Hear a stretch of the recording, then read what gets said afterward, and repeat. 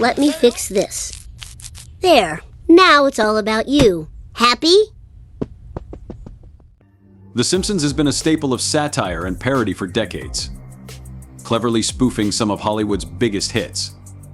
From blockbuster franchises to cult classics, no movie is safe from the show's witty writers. Today we'll be counting down the top 10 movie parodies by The Simpsons. Number 10. Dracula. For many Simpsons fans, the night of the new Treehouse of Horror episode might as well be Christmas. For your training. Dear Homer, I owe you one emergency donut signed Homer. Bastard! He's always one step ahead! Treehouse of Horror 4 features Bart Simpson's Dracula, which perfectly encapsulates the Francis Ford Coppola film that single-handedly brought goth culture screaming into the mainstream. Hey, there's no monster. You're deceptive. I don't see anything.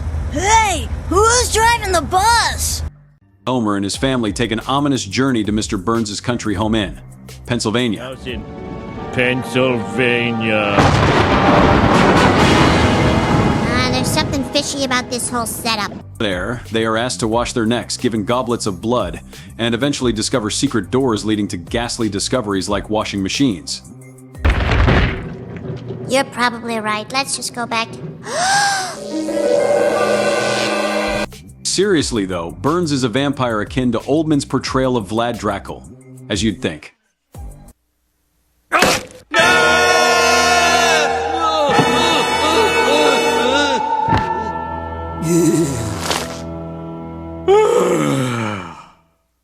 You're fired!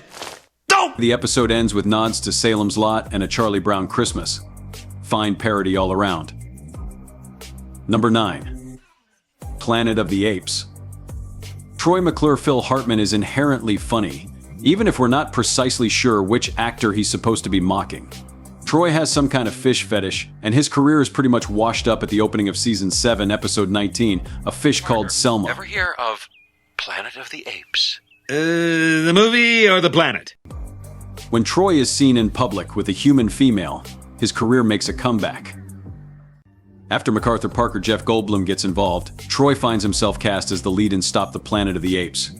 Thanks, my friend. And you're about to have a very crowded schedule. This marriage scam is paying off big time. Phone for you.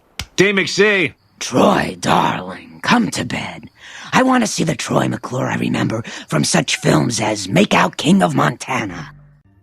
As one could guess, it's a very funny stage version that completely drains the original story of its horror and impact.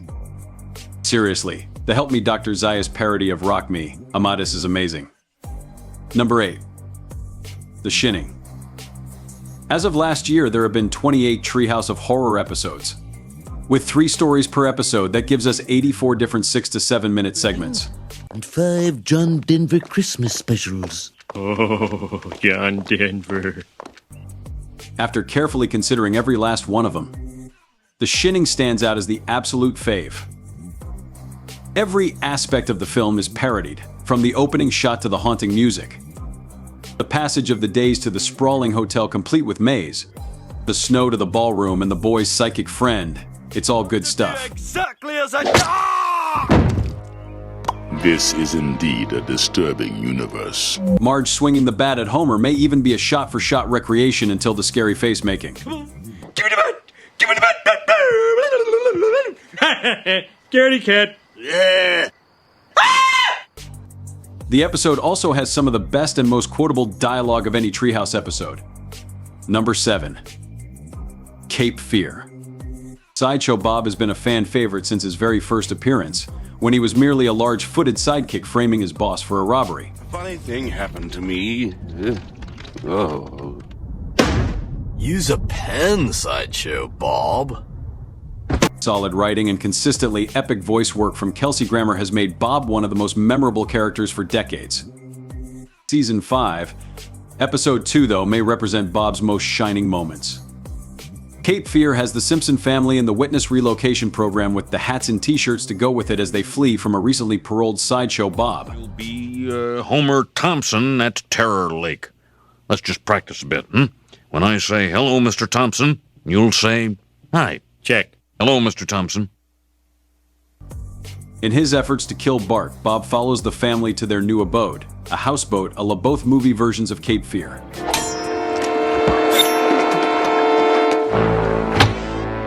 Hello, Bart. Mom! Dad! Your family can't help you now. Oh no! Dad's been drugged! This episode is great not just for the rakes though, how much do we love the rakes or the suspense, but because Bart manages to foil Bob all by himself, using Bob's vanity against him as Bart asks to hear him sing the score of the HMS Pinafore. Yeah, it was a good thing they drifted by the brothel, where the entire Springfield Police Department happened to be. Wow. Number 6. Batman.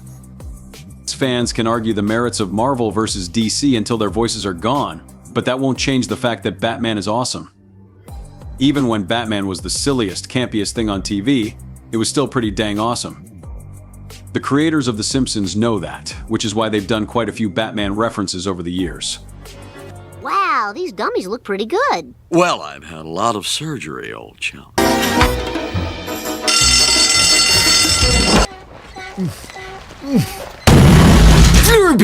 Like Nick Fury, Agent of Schnapps, Sex in a Batmobile. The first major one came in Season 4, Episode 7, Last Exit to Springfield. Lisa has to go to the dentist, where it turns out that she needs braces. You're right, I don't brush. I don't brush. Let's look at a picture book. The big book of British smiles. The reveal of her new teeth mirrors Jack Nicholson's Joker from Tim Burton's Batman as he sees his new face for the first time. Number 5. Boyhood. Season 27, Episode 9 finds The Simpsons satirizing the award-winning Linklater film that took over 12 years to shoot. Boyhood focuses on a young man named Mason and follows some of the key events and relationships that shaped his life. Mason has to contend with his mother's multiple marriages and moves, illustrating how adults don't always realize or appreciate how these changes impact growing children. In Barthood, the show poses some uncharacteristically realistic questions about Bart's development as a person. My dad won't play cards with me either. Calm down, Melvin Q. Mopenheimer. There's other ways of playing cards. How much impact does Homer's terrible parenting have on Bart? Do you understand? This is a place of pork chops. But, do you like my drawing? Homer, please, just say something positive. When we look at Bart through the lens of a live-action child, we can't help but feel bad for him.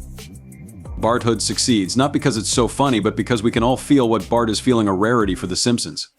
Number 4. Lord of the Flies. Sometimes things seem too serious to be successfully parodied, but The Simpsons seems to take that as a challenge. In Season 9, Episode 14, Das Bus finds the children of Springfield Elementary lost at sea after a bus crash.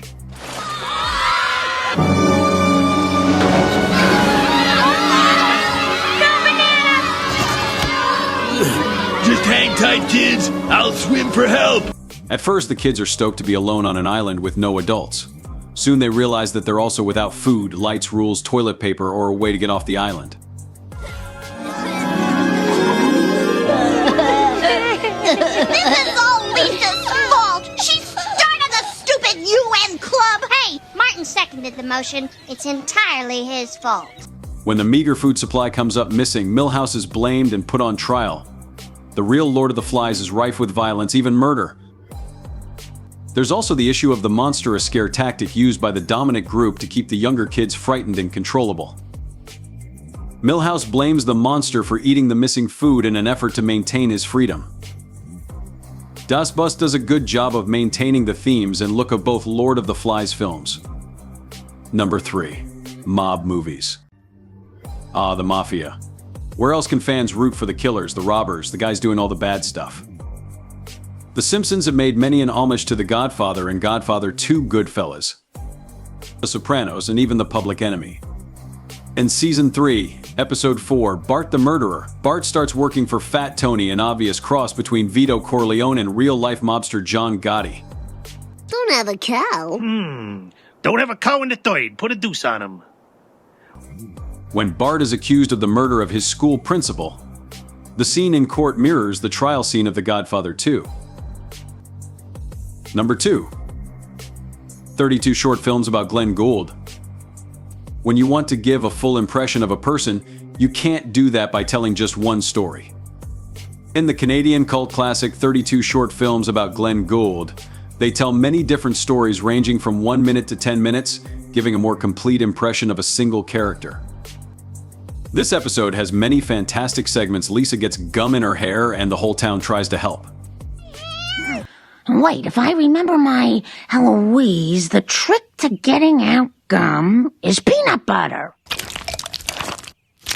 There. Now that gum should lift right out. Skinner makes steamed hams for Super Nintendo Chalmers. Aurora Borealis. At this time of year, at this time of day, in this part of the country, localized entirely within your kitchen. Yes. That's it? No. Milla saves a few lives in a Pulp Fiction-style trip to the android's dungeon. Hey, Dad, can we get this, please? Oh, my gosh. Sorry, mister. And Nelson is schooled by a very tall man in a very small automobile. He's down there. Do you find something comical about my appearance when I'm driving my automobile? Yeah? Everyone needs to drive a vehicle, even the very tall. Number 1. James Bond. Like other action subgenres, The Simpsons has spoofed James Bond a handful of times. The standout best of these is You Only Move Twice Season 8, Episode 2. After Waylon Smithers declines, Homer is recruited for a job by Globex Corporation, a swanky new gig in a new town where Homer is totally valued for his skill. Their house is huge, the schools are better, and Marge has time to drink as much wine as she likes in the afternoons. Turns out, that's not very much. Okay, the oven is cleaning itself. The autovac's on dirt patrol. And Maggie's enjoying her swingamajig. We find out eventually that Homer's awesome new boss, Hank Scorpio, is actually a Bond-style supervillain. Oh my God, the 59th Street Bridge. Maybe it just collapsed on its own. We can't take that chance. You always say that. I want to take a chance. Collapsed on its own. You have 72 hours. See ya. Scorpio blows up bridges, threatens world leaders. Just like real Bond villains, it sucks that he's a criminal. Because he's a really considerate employer.